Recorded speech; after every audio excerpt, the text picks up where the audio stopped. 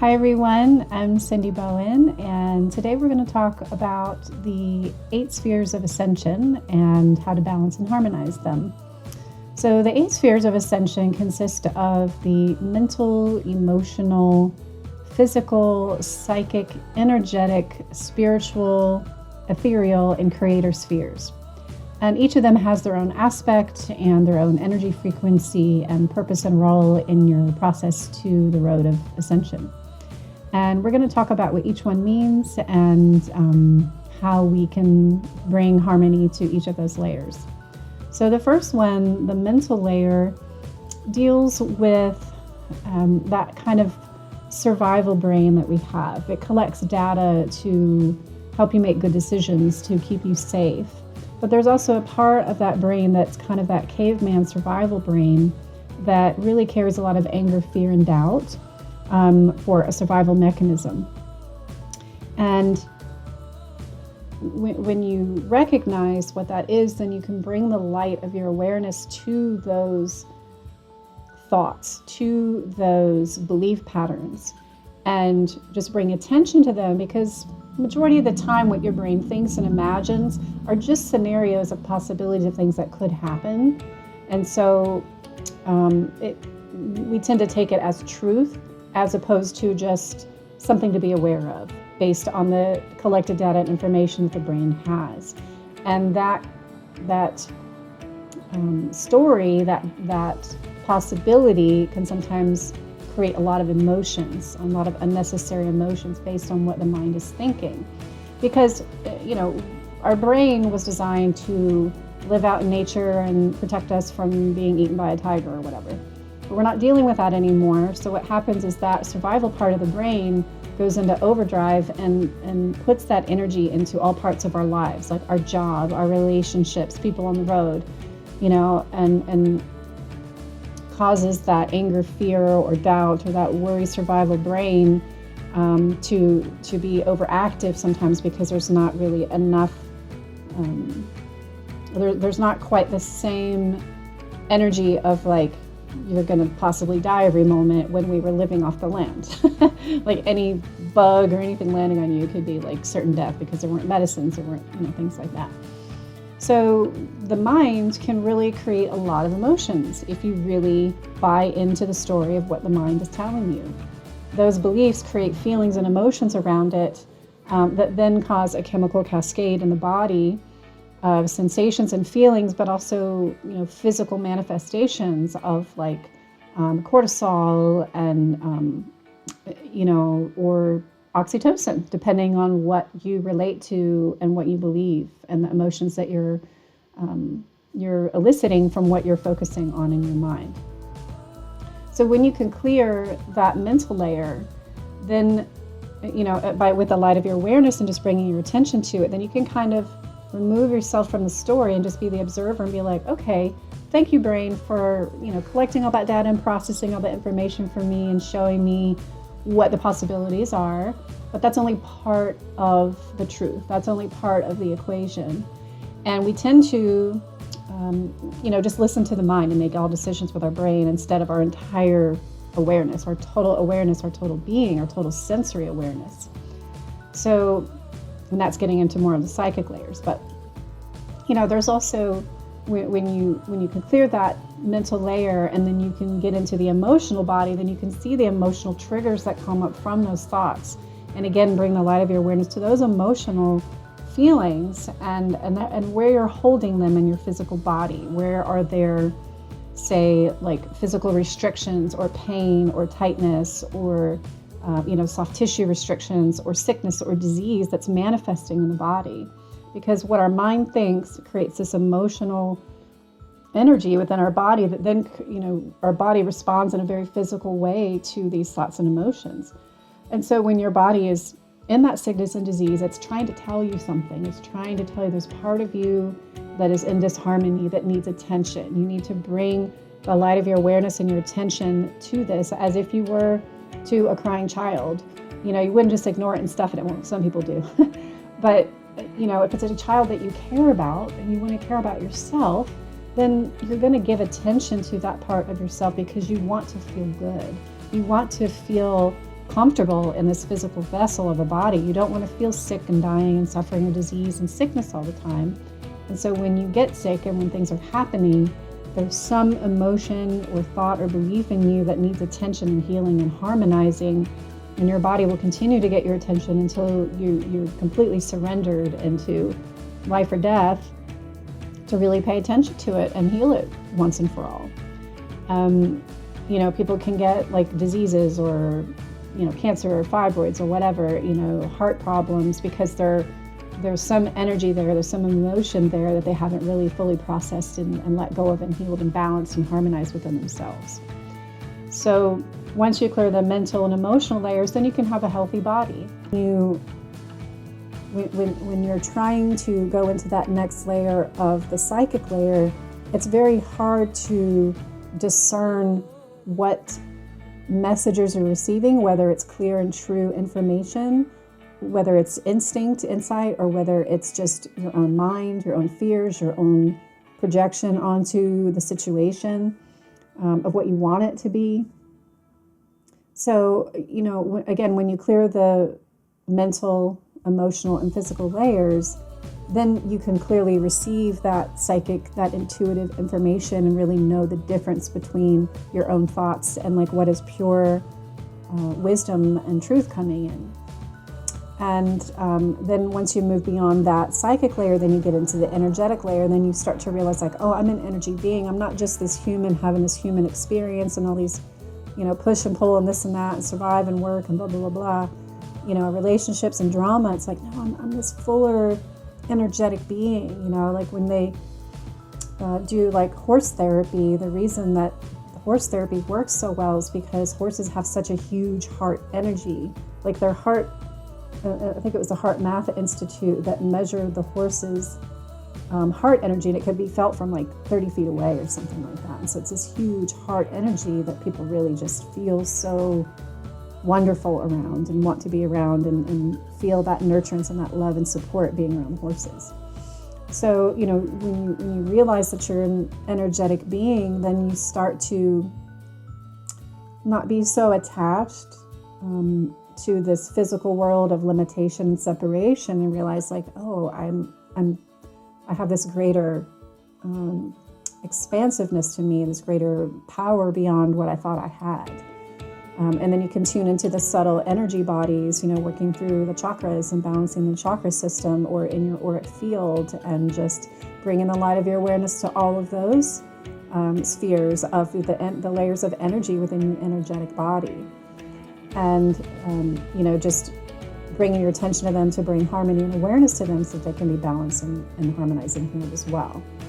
And then when you move beyond the psychic energetic body, then you get into the spiritual body where you're really kind of connecting with spirit. The spirit is like the crown chakra on the top of the head that really connects to that spirit portal, and then all the way up to the soul star chakra, which is a couple feet above the head. And that's where kind of like your connection with spirit comes down and processes down into your physical body. And, again, it's very hard to know or to have that very clear connection with spirit when you're in your mental suffering and emotional distress and pain and physical in your body. It's very hard to have a clear channel to really connect. It's like having outdated wiring, electricity that's got all this like dirty electricity, and you keep trying to, it's like the signals are coming, but it's like the lights are flickering, the TV's not clear, and the internet's dodgy. It's just all this like when there's blockages in the line, it's just not a clear message, and you don't really get the whole picture of that communication that's trying to come through, that transmission. So then when you move beyond the spiritual body, or connecting with spirit, then you get into the etheric body, and the etheric body is beyond the physical body. That's going into the void of nothingness, where you don't have a name, you don't have an identity, you don't have a job, you're not this person, you're just this energy being that's connected to everything.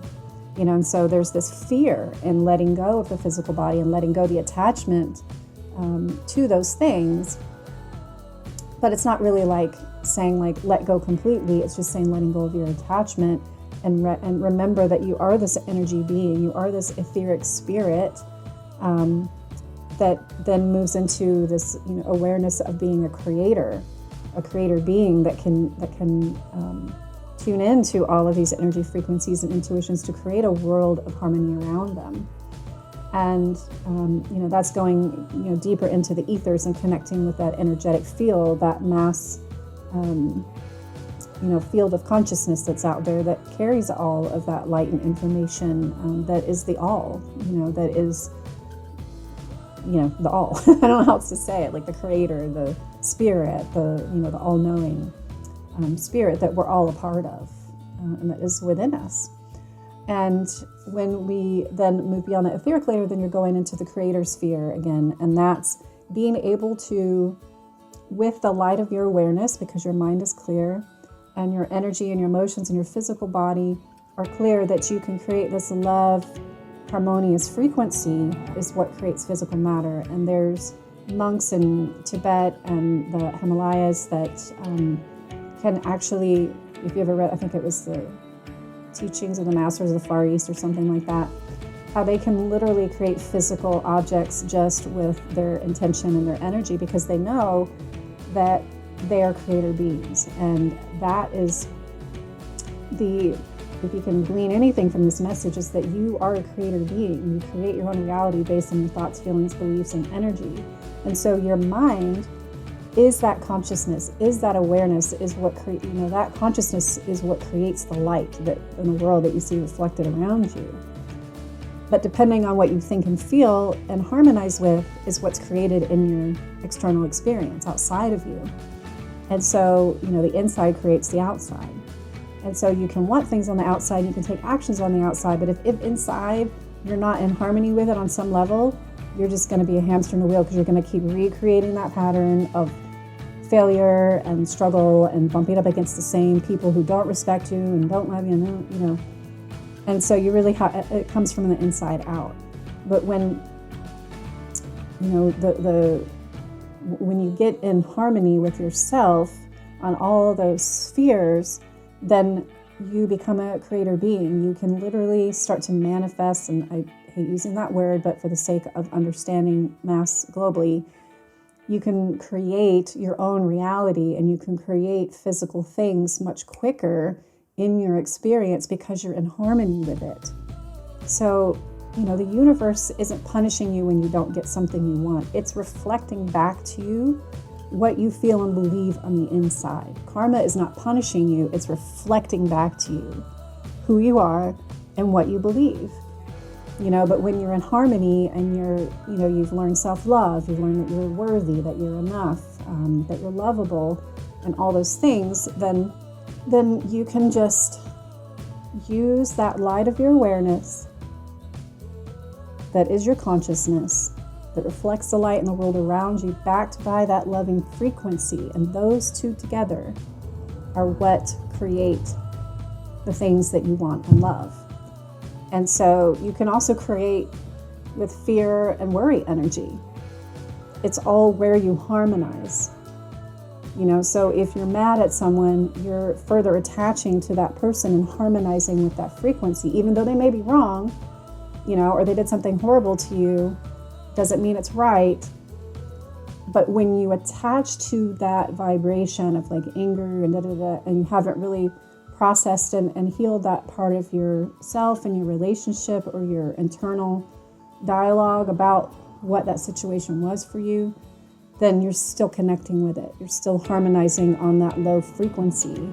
In my ebook, Zero to Oneness, one of the tools that we use is to write down, the anger, fear, and doubt and things that you feel about the situation, and then just take that and burn it.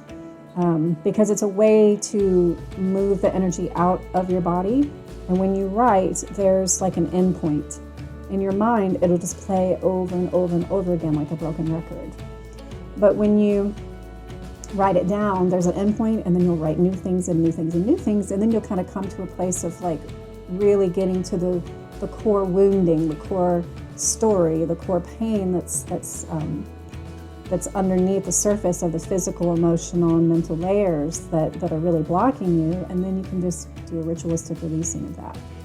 And then you can start to really move those layers of like really creating more harmony within yourself. And then, this is what we're all here for, is for the great harmonization of global unity and oneness. And that great harmonization begins with you by working through those layers of ascension to create divine order within yourself. Because you cannot create divine order in the world, and you cannot fix the world and external world if you're still suffering and chaos and sickness and disease and discomfort and disharmony within yourself. So if you want to save the world and you want things to get better, because they're going to, it's inevitable that the great harmonization is coming, that you work on your traumas, your fears, your wounding, and really just bring the light of your awareness and give it that attention and the nurturance and the support and the love that all of those feelings and emotions needed, because it starts with self-love. It really just starts with you making a choice to love yourself and love those parts of yourself that didn't get what they deserved, that didn't get treated and respected the way they deserve. You have to give yourself that. You can't get it from anyone else. It has to come from you by letting go or saying no to certain things and setting, healthy boundaries, commanding respect, and people that don't respect you, then, being like, no, thank you. I don't need this type of relationship in my life. That you're choosing self-love. And, this evolutionary process is not easy. You're going to have things break down, break through, lose family members, lose friends. It's all part of the process, because you're choosing you for the first time. You're choosing self-love. You're choosing harmony within yourself. And sometimes harmony within yourself means letting go of long-time relationships that you've kind of clinged to that don't really serve you, and it feels like a very lonely, scary, naked journey. And it has moments like that, but the end of that is the rebirthing of you loving yourself, really being reborn into that love, because you're giving it to you. You're creating love in your life. So the more you choose that frequency, the more you're going to harmonize and synchronize with those people that are on that same wavelength as you.